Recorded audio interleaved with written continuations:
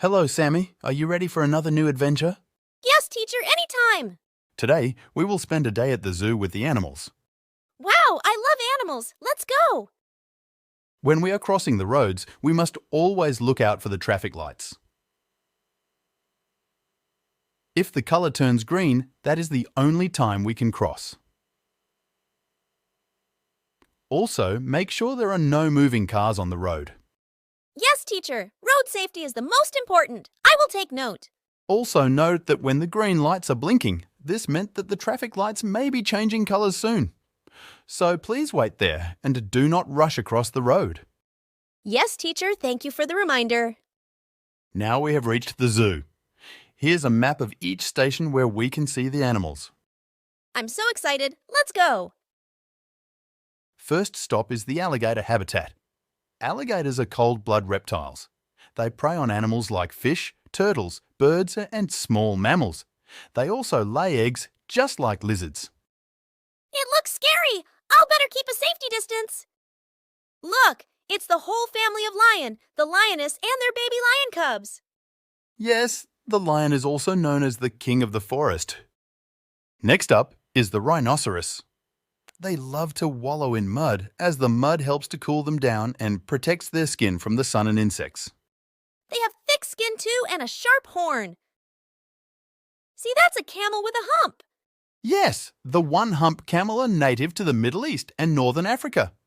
They are well adapted to hot desert climates, while the two-hump camels are found in Central Asia, Mongolia, China, Iran, Afghanistan, and some parts of Russia. They are also more adapted to colder desert and mountainous regions. The camel hump stores fat, which camels can metabolize into energy and water when food and water are scarce.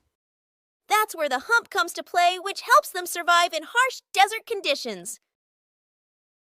Here we have the buffaloes. They love their water baths. Ha! I love my water baths too!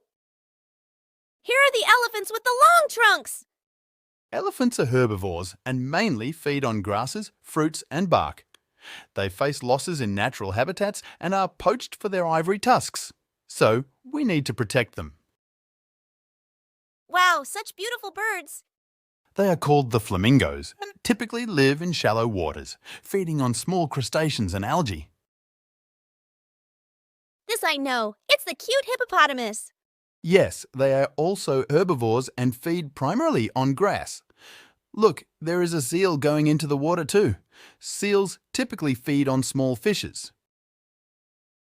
Oh, it's the gorilla family. Gorillas have impressive memory and can exhibit a range of emotions including joy, grief, and empathy.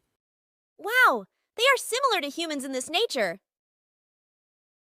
It's the tall giraffe. Yes, they are the tallest animals on land and their necks can reach up to 6 feet. Hence, they can feed on leaves high up in the trees. It's the monkeys on the trees and some playing with water. Playful monkeys. Now we have reached the end of the trip at the zoo. Did you have fun today? Yes, teacher. I have great fun learning about animals. Thank you for imparting your knowledge. Goodbye, animals, and we'll see you next time.